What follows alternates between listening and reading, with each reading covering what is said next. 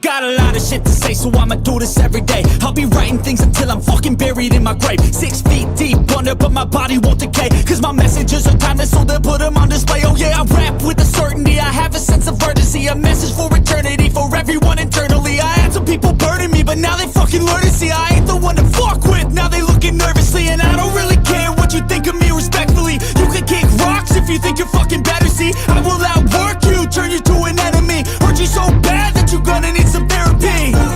I got the motherfucking recipe. I've been cooking up hits, I'ma leave a legacy. You'll be looking small when you're standing right next to me. I'm 5'10", bitch, but I'm 10 feet next to me. I don't give a fuck what you say. Yeah, I'ma do shit my way. So you can go kick rocks, I'ma stack bricks up, build what I want to make. Cause I don't give a fuck what you say. Yeah, I'ma do shit my way.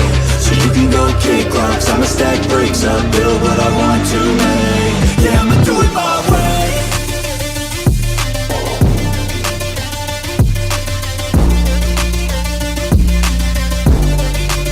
Yeah, I'ma do it my way.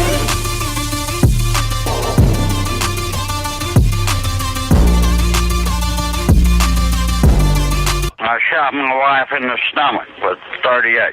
Why did you do this? She enticed me and she ridiculed me throughout my lifetime. I'll see if she's alive. She's alive? Yeah. I think she's dead. Sensational.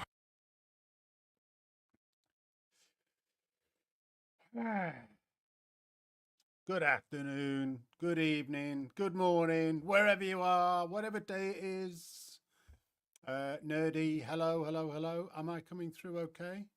Can you hear me all right? Testing, testing, testing. 1, 2, 3, 1, 2, 3. There's a delay.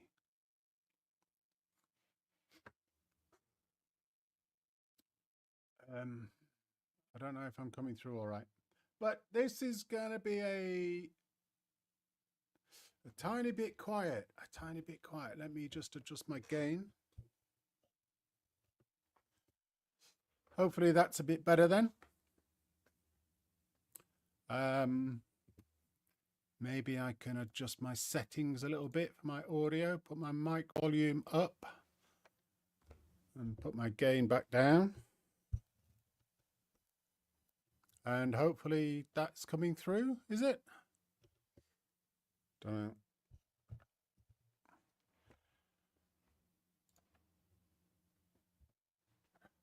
That should be a bit better then. That should be a bit better. It'll do. Right. This, as Nerdy says, this is a little bit of live sexism.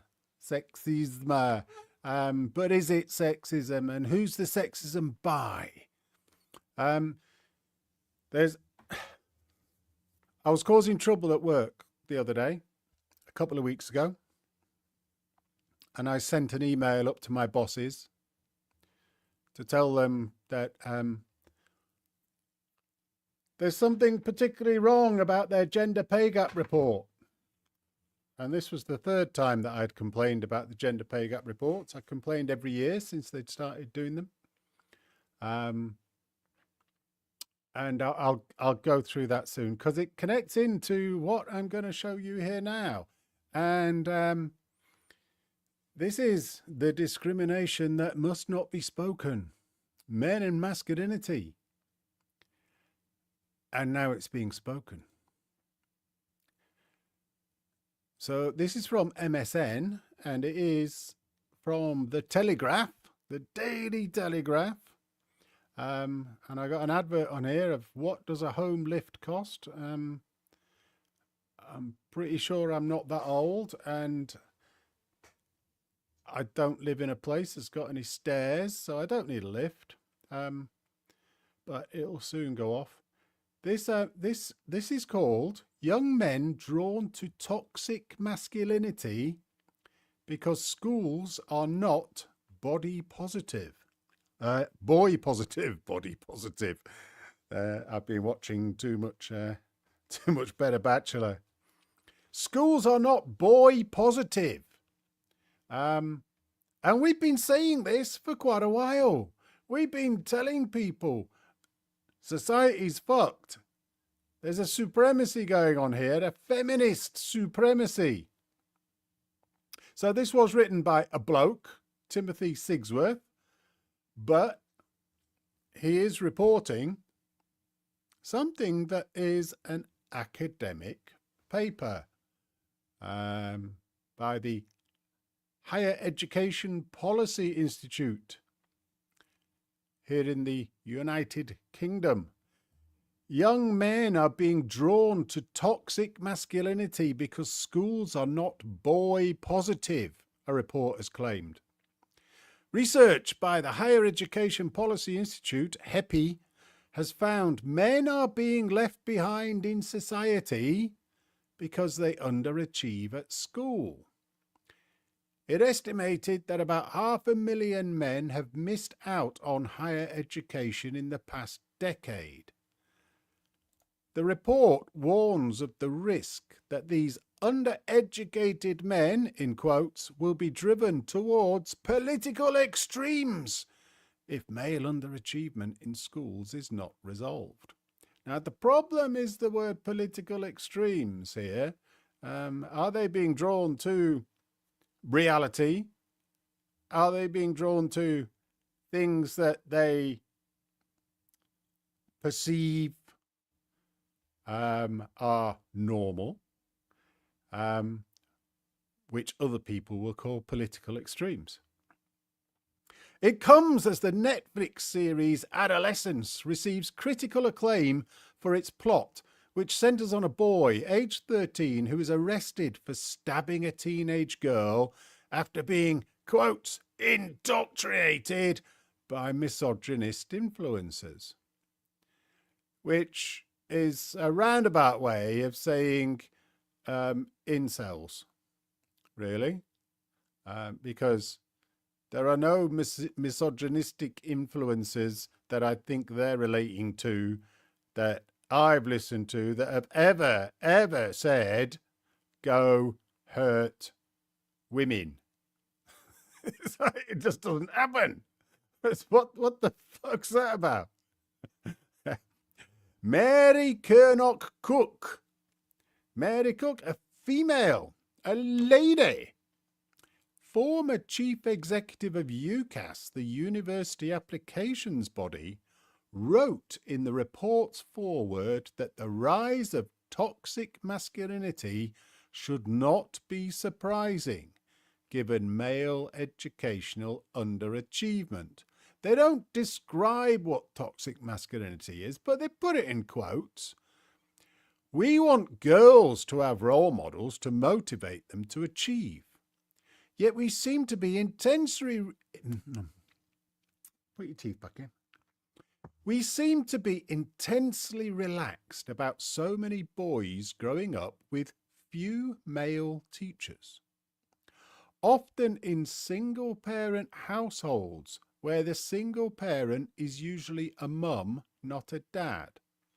And in places where their doctor, their vet, the solicitor are also increasingly likely to be female, she wrote. Now, I wonder if she's been listening to all us toxic masculinity, misogynistic influencers who have been saying this for years and have been told, we're toxic masculine people. We are just toxic. This is just misogynistic. This is just hate against women.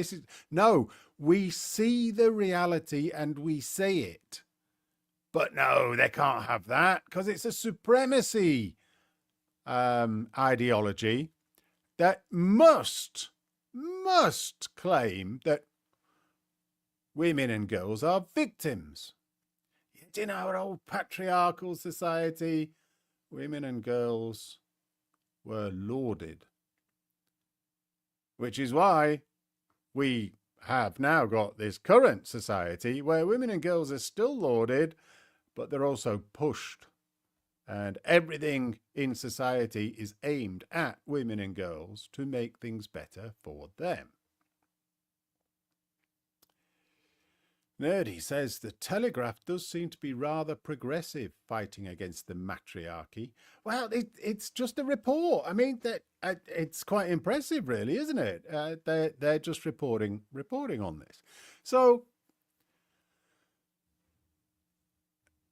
the next sentence that this lady, Mary Kernock Cook, says, get off my screen. The next sentence that this lady says, is it any wonder these boys look to social media for their icons and heroes and are drawn too often to highly toxic versions of masculinity? They just don't describe what this means.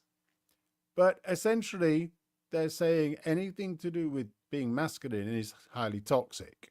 And we'll soon get to that. Even Ms. Kernock Cook says that.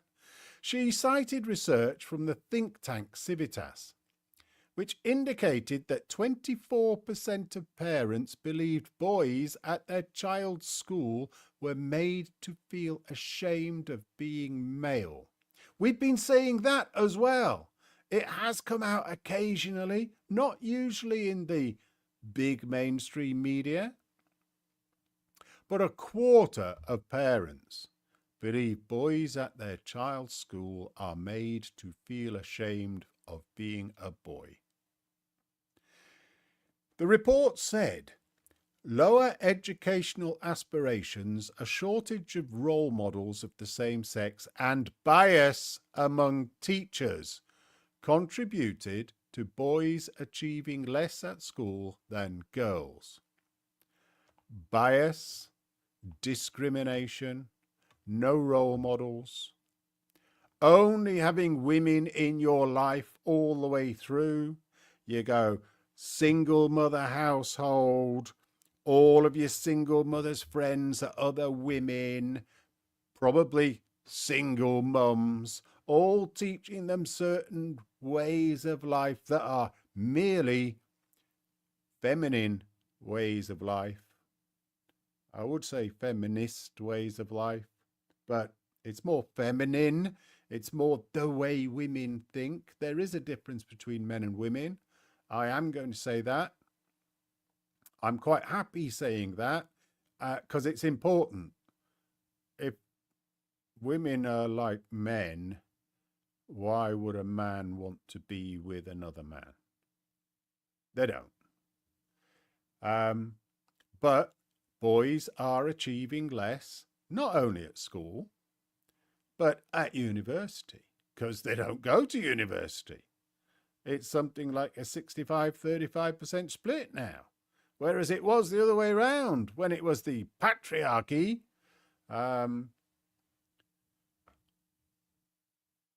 So you could say, oh, it's just swings and roundabouts, couldn't you?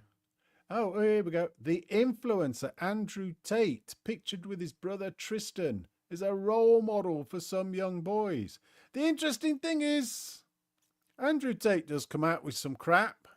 He also comes out with some really good stuff. And he never, ever says anything like, go and kill girls and women. Ever. He's never said it. The report called for a series of measures to raise standards by creating a boy-positive environment in schools and encouraging boys into female-dominated professions like care, teaching, and nursing. This is where it goes wrong. It astounds me that they've seen and reported on the actual issues. Female teachers, often single-parent female households, no dad there, places where everybody else that they meet throughout their growing up is likely to be female. And what do they want to do? They want to move boys, encourage them into female-dominated professions like care, teaching, and nursing. Now, there are reasons that men don't want to go into care, teaching, and nursing in general, and that's because they're fucking men. They don't want to do this stuff. The care industry, the teaching industry, the nursing industry is all about empathy and care for other people. And yes, there are some men that would like to do that. And some do it. Some do it. But not the majority. Men are competitors. Men are merit-based. Men want to be doing things with their hands. When you're talking to men, men will discuss things with other men shoulder to shoulder, not face to face. Unlike in care, teaching and nursing. Totally different things. There are other aspects to the care, teaching and nursing. Men in teaching careers often get accused fallaciously, wrongly, falsely of touching people. And we know that there is an epidemic of touching people in the teaching industry right now because it's dominated by women. These women like touching the people that they're teaching. In the care industry, men get accused of violence. In the nursing industry, they get accused of not being the right personality. That's why men don't want to go into female-dominated professions. They want to go into professions that men want to do. So I'm absolutely shocked by the conclusion that this has come out with, which is bullshit, when they've actually noticed the reality of the situation going on in schools. Men need to have mentors all the way through their lives. They need to have access to male-dominated spaces where they can be men. They need to have good role models. And they need to be able to go into professions that they want to do. Things that might interest them. Engineering, building, trades, finance, lawyers, blah, blah, blah, blah, blah. Things where they can use their skills and fight to get to the top. It is worth noting, it carries on, that some specific changes aimed at a boy-positive environment could be cheap and straightforward to deliver, such as marking International Men's Day, it reads. Well, the thing is, in current society, International Men's Day is often marked by a demand that men must support women instead of men supporting men. More problems. The report, sponsored by Ulster University, also recommended the creation of a junior minister for men and boys who would focus on the gulf in attainment, which it said was one of the most egregious issues in education. I don't think there needs to be a minister for men and boys. There needs to be the removal of a minister for women and girls. That's what's needed. Just remove it.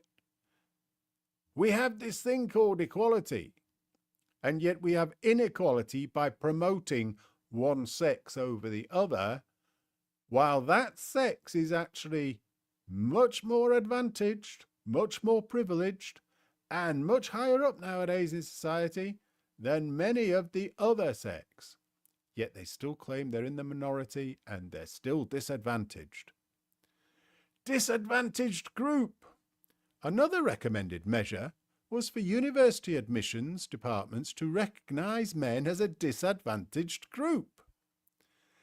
That's going to put the cat amongst the pigeons of some of these people, isn't it? Mark Brooks, the report's co-author, said boys' underachievement was a truth that dare not speak its name.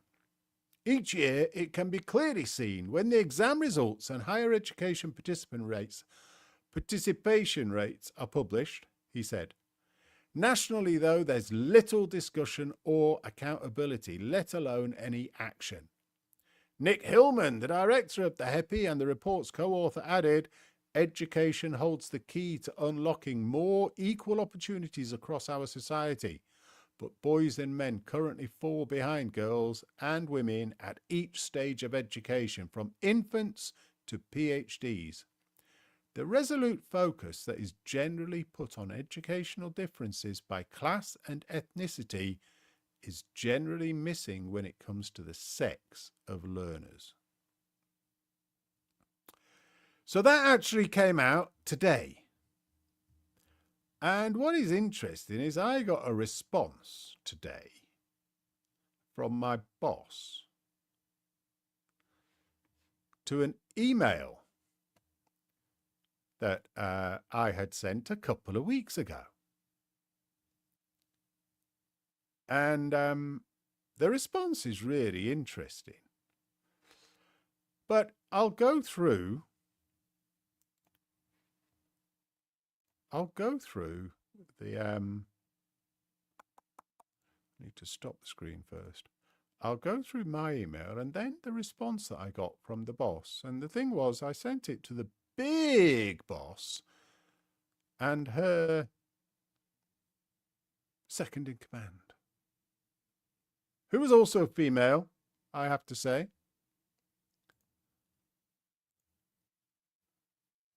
Let's see.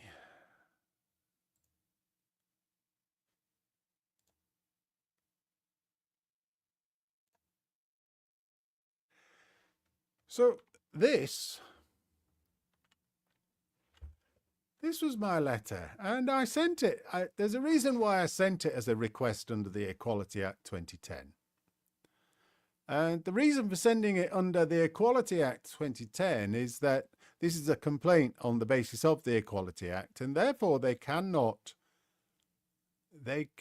discriminate against me in any way, shape or form for having raised this. And I sent it on the 28th of February. Can we please start moving towards a more equal organisation? So I started. The claim appears to continue that the organisation is male-dominated, should employ more women, and also advance more women to leadership positions in order to attain equality and remove the gender pay gap.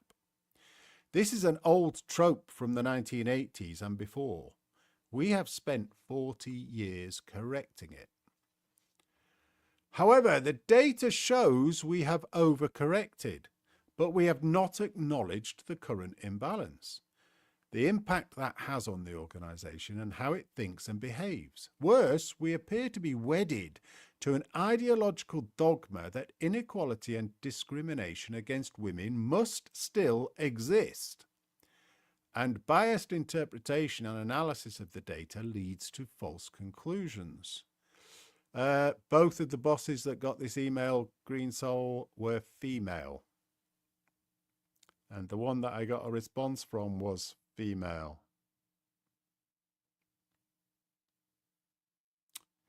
However, the data shows we have overcorrected, but we have not acknowledged the current imbalance, the impact that has on the organisation and how it thinks and behaves. Worse, we appear to be wedded to an ideological dogma that inequality and discrimination amongst women, against women, must still exist. And biased interpretation and analysis of the data leads to false conclusions. The organisation purposefully employs a much higher proportion of women in the career entry grades and targets women through its positive actions to offer opportunities to women at those career entry grades. This is also driven by gender pay gap reports that prioritise claiming an imbalance in pay and assumes, based on the gender pay gap final outcome, that men are advantaged. This is not the case and is in fact the opposite. You can see why I was quite interested in that Daily Telegraph article that came out today, which actually says men are being massively disadvantaged in society, and it is having a real impact for the whole of society. The gender pay gap is a statistical anomaly that is driven by the proportion of the workforce that makes up the majority of the workforce. The organisation is a hierarchical pyramid where there are many more staff at the lower grades and less in leadership positions. As such, an imbalance in pay is always weighted against the group with the higher number of staff in the lowest paid and highest volume positions, also known as the career entry group. Now that's just statistics, it's just maths. So if you employ 5 times as much at the lower end and 3/4 of them are women, the gender pay gap will produce a pay gap anomaly, claiming that there's a pay gap, the way that the calculation is done. I carried on. The gender pay gap is a crude statistic that is being used to build and maintain an unequal organisation dominated by women, while claiming the majority, women, is the minority and is discriminated against. While the organisation continues to purposefully target employing women at the career entry levels, this will produce the required gender pay gap by definition. All attempts to counter the pay gap by promoting more women to leadership positions, which is exactly what each of the past few pay gap reports have stated is their target. All attempts to counter the pay gap by promoting more women to leadership positions while not addressing the career entry inequalities will never negate the pay gap. But it does provide the opportunity to continue claiming that women are underpaid in comparison to men. What this shows is that the organisation either misunderstands how to analyse data or chooses to ignore statistics, i.e. bias, and is a female-dominated space that is indoctrinated with the idea that women are held back and paid less, and that the leadership is unable or unwilling to produce a truly equality-driven industry. The end goal appears to be a 100% female industry, at which point there will no longer be a pay gap, but that will further exacerbate absolute inequality. With the current employment gender imbalance, with a continued lobbying by leaders and human resources to promote more women, and demands that women need to have more opportunities for training and help to advance into leadership positions than men, while targeting recruitment at women and using methods that advantage women and lead to employing more women rather than equal proportions, the organisation will continue to lack the honesty, objectivity and integrity that a strong statistical foundation provides. A perfunctory analysis of the gender pay gaps from last year across a number of our departments in the organisation indicates the same issues. Department 1 has a workforce of 64% women, where there is an imbalance across all grade and pay strata of at least 58% women. In other words, in every area of that organisation that is still claiming that they need to advantage women because there's a pay gap, every element going through the organisation has at least 58% women. That is not an equal organisation. It's an unequal, discriminatory organisation. And it still claims they need to promote more women because women are disadvantaged because of a gender pay gap report, which is produced. Naturally, it produces a gender pay gap because of the number of women at the highest volumes. Organisation 2 employs 63% women and claims that women are underrepresented if any strata of the workforce is less than 60% women. They actually wrote that in their gender pay gap report. If we have less than 60% women, we classify that as women being underrepresented. I don't get it. I don't get it at all. I don't know how this stuff can be published. Organisation 3 has a workforce of 60% women, with large imbalances across all levels of staff except one, where there is parity. In particular, the least paid grade, the career entry level, the level where there is the most people in the organisation, is 70% women. That produces a gender pay gap by definition. Organisation 4 has a workforce of 56% women. In the 75% of total staff that are employed at or below the level of leadership positions, team leader, 58% are women. That produces, by definition, a gender pay gap. Across all our departments, women constitute 54.5% of staff,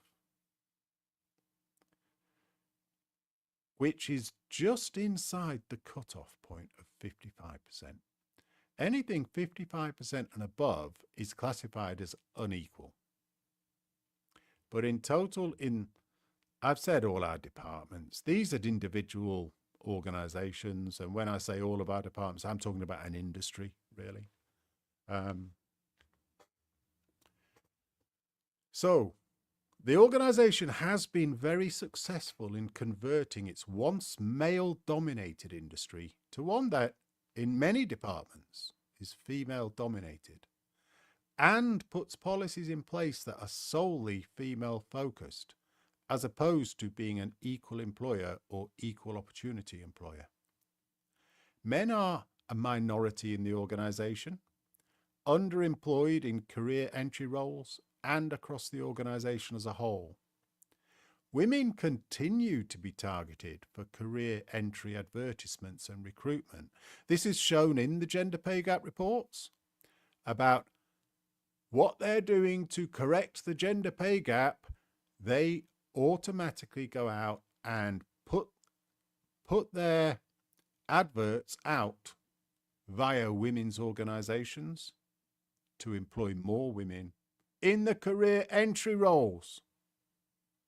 They want more and more in there, which guarantees a gender pay gap, which guarantees their ability to be able to claim that they are discriminated against and they are disadvantaged, and therefore they need more women in there. It's a bias. I don't know whether it's an unconscious bias or a conscious one. I don't have a clue. But unless you start understanding statistics and the way this is actually being put together, you'll never get away from it.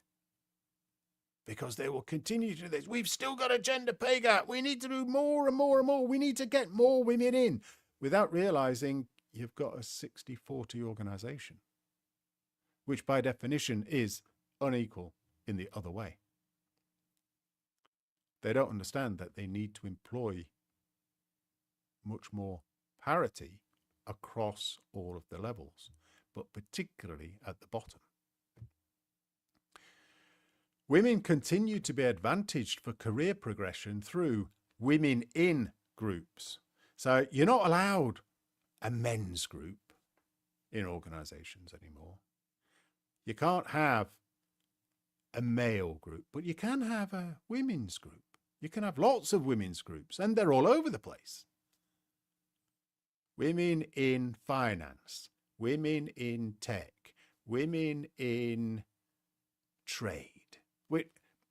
It's there all the time. Training and learning specifically targeted to women.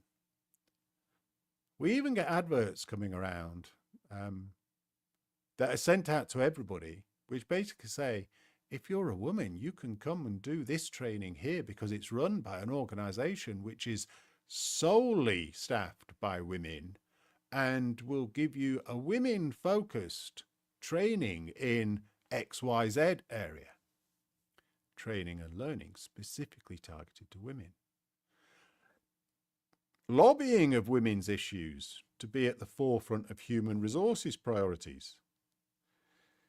This happens all the time. One of the latest ones that's come up is menopause. Much more about menopause coming up.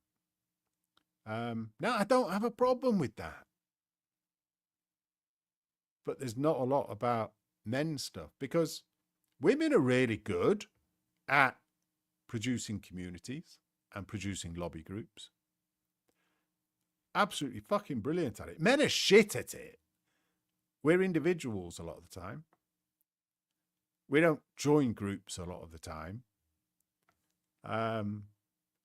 We don't often look at work as if it's our life. We look at it as an end, or a means to an end, should I say.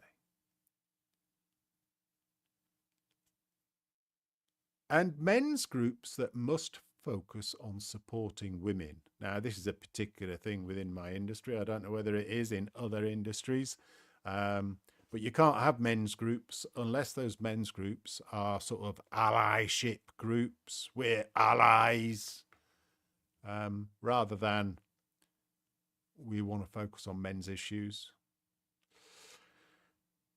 The other conclusions: the gender pay gap statistic is flawed and crude. A gender pay gap suggesting discrimination against women will always remain while the organisation continues to maintain an imbalance in gender employment across the majority of the staff levels. Only when there is no staffing imbalance across the organisation in each of the strata, but especially the strata with the most staff, would gender pay gap values be valid to consider and analysis undertaken to determine what is causing such a gap. And that would be interesting. But you've got to have the conditions in place in order to be able to do it. As a consequence, and in conclusion, there's no longer a justification under the Equality Act 2010 to continue promoting any suggestion of discrimination against women in the organisation. That requires positive action. Now, this is the same in America, except you use affirmative action. I don't know whether you've got affirmative action for women and girls in America, or whether it's just against ethnicity. I haven't got a clue. But that was my letter to my big bosses, the people right at the top, 3 weeks ago. And I eventually,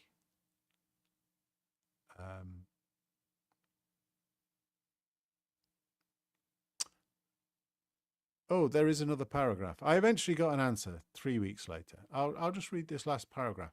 In reality, there should be positive action to counteract the current and ongoing inequality and discrimination against men, especially in the career entry grades, where much closer parity would correct any gender pay gap that the flawed statistic currently produces. The extra value is that the organisation would become more representative of the UK population it serves, allow wider voices from different perspectives and experiences, and remove the unconscious bias that is inherent in a lopsided organisation. So I am exhorting my bosses to actually believe in the term equality, to understand their unconscious bias, and to understand the impact that it's having on the organisation. So what was the response that I received this morning before I had read the Daily Telegraph article, which basically said that in society, in particular in education, which is the starting point for society, that men are being discriminated against, men and boys are being discriminated against, and 24% of parents believe that their boy child is being shamed and discriminated against for being a boy. So I got my reply today. Yesterday, was it? Oh, it might have been yesterday. So I got my reply yesterday, and then today the Telegraph thing came out. Thanks for your email and the clear setting out of your views on the gender pay gap report. And I understand you've also raised these points previously with blah, blah, blah, and the HR team, human resources. I follow your rationale, but the publication of the gender pay gap report is an annual statutory requirement, and the content and format follows government guidance. It provides a snapshot of workforce data on 31st of March each year.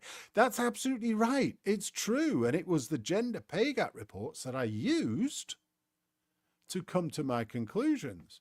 And my conclusions are the exact opposite of the conclusions that the organization, the biased people in the organization that want to show there is discrimination against women. Women are disadvantaged.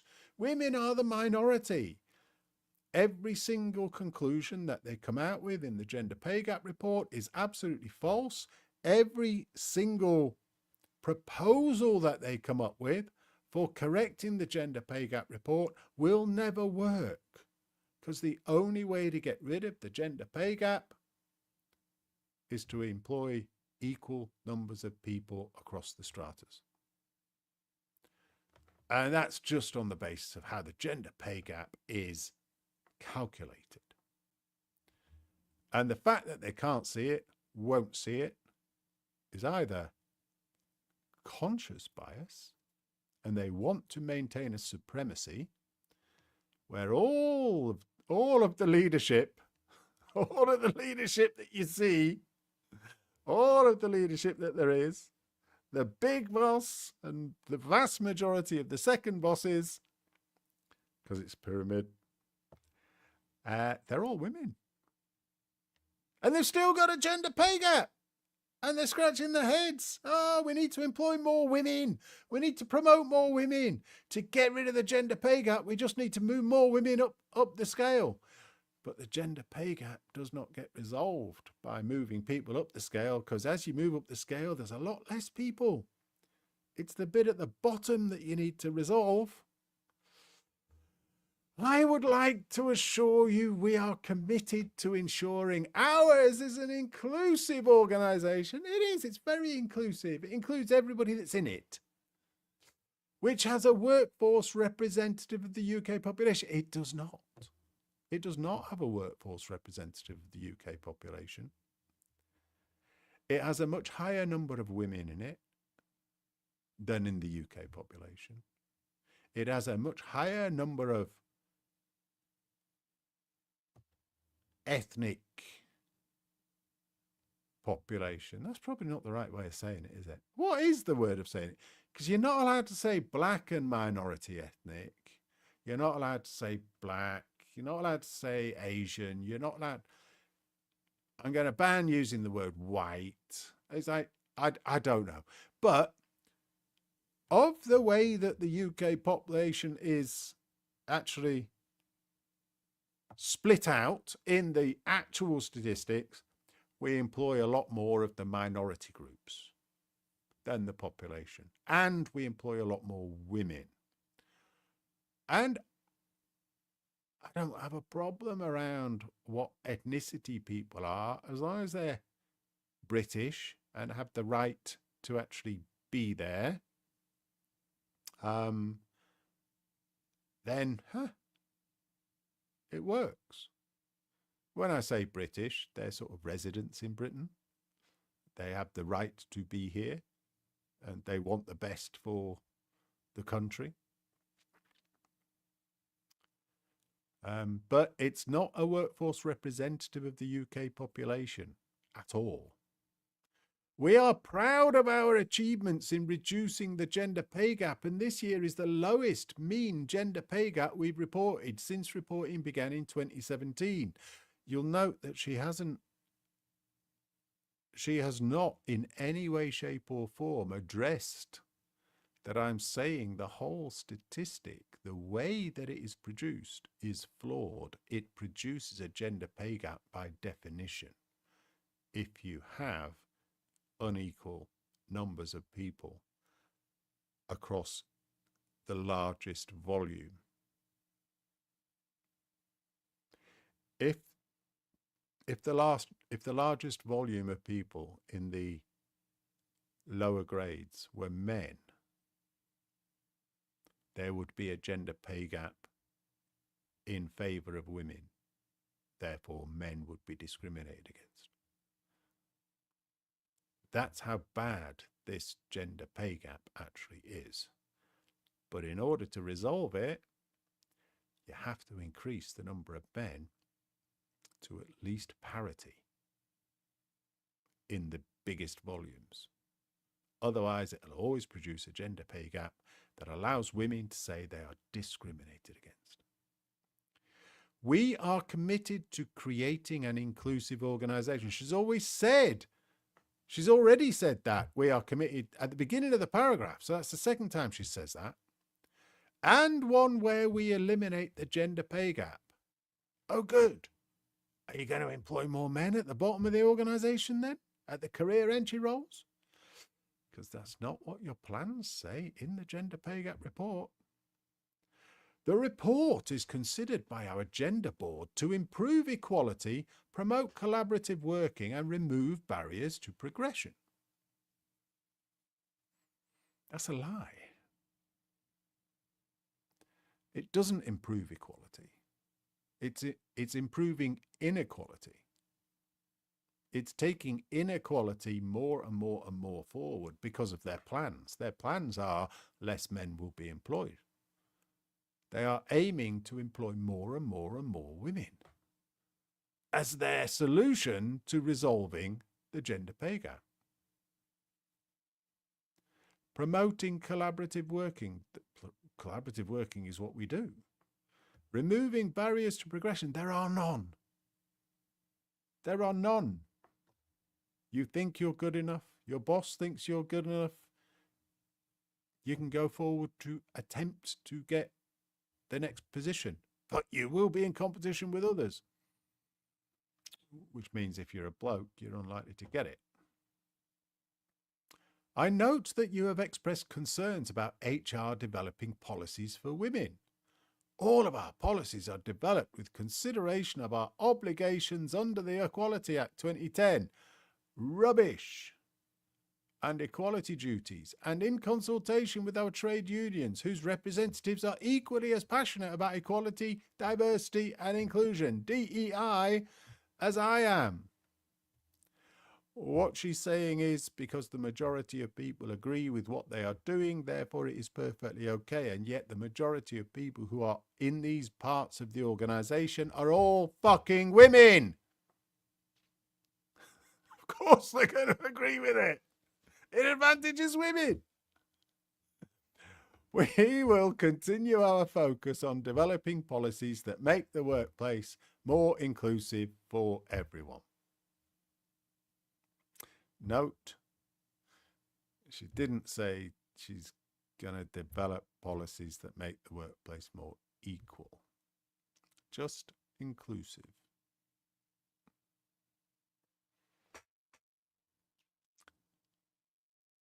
Right. So that is it. That was my fun for the day. It was as if I was able to see into the future and know exactly when I would get a response to my complaint under the Equality Act. And then there would be this thing coming out of the Daily Telegraph, which basically says men and boys are being discriminated against throughout education systems, which has an impact for the rest of their lives. Anyway, Housey says, how is anyone supposed to feel about this? I don't know. I mean, you can feel what you like about it, Housey. It's I'm just talking about the industry that I work in and the fact that it's imbalanced and unequal in favor of women, and yet all of the people who run HR and run the business, being women, continue to maintain a bias that they need to employ more women when the organization has already got a lopsided number of women employed in it.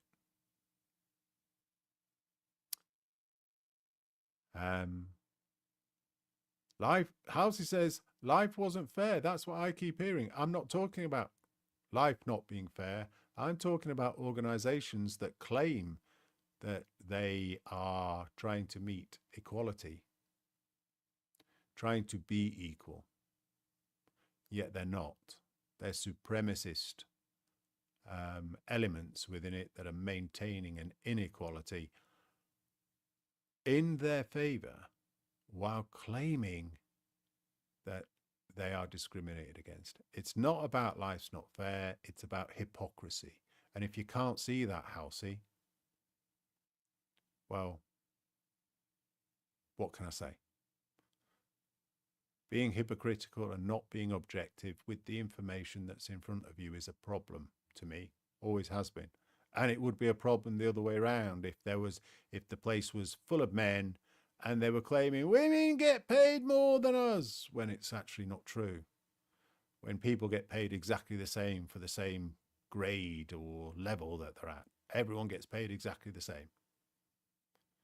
Pretty much everyone.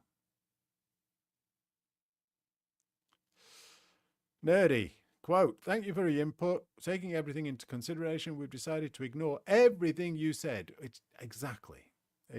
I'm going to keep saying it every year that this gender pay gap report comes out and has a conclusion which does not fit the statistics and is biased and is discriminatory and is hypocritical. I will continue to make complaints.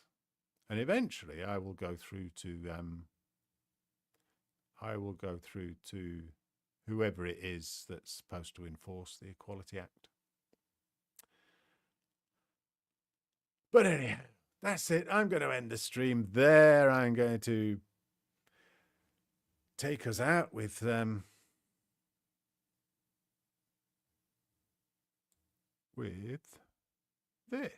Thank you for watching, everybody. And I might see you soon. Got a lot of shit to say, so I'ma do this every day. I'll be writing things until I'm fucking buried in my grave. 6 feet deep under, but my body won't decay. Cause my messages are timeless, so they'll put them on display. Oh yeah, I rap with a certainty, I have a sense of urgency. A message for eternity, for everyone internally. I had some people burning me, but now they fucking learn to see I ain't the one to fuck with, now they looking nervously. And I don't really care what you think of me, respectfully. You can kick rocks if you think you're fucking better, see. I will outwork you, turn you to an enemy. Hurt you so bad that you're gonna need some therapy. I got the motherfucking recipe. I've been cooking up hits, I'ma leave a legacy. You'll be looking small when you're standing right next to me. I'm 5'10", bitch, but I'm 10 feet next to me. I don't give a fuck what you say. Yeah, I'ma do shit my way. So you can go kick rocks, I'ma stack bricks up, build what I want to make. Cause I don't give a fuck what you say. Yeah, I'ma do shit my way. So you can go kick rocks, I'ma stack bricks up, build what I want to make. Yeah, I'ma do it my way.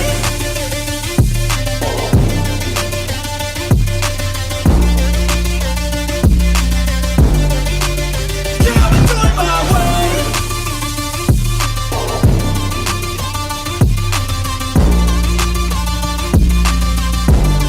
I shot my wife in the stomach with 38. Why did you do this? She enticed me and she ridiculed me throughout my lifetime. I'll see if she's alive. You alive? Yeah. I think she's dead. Sensational.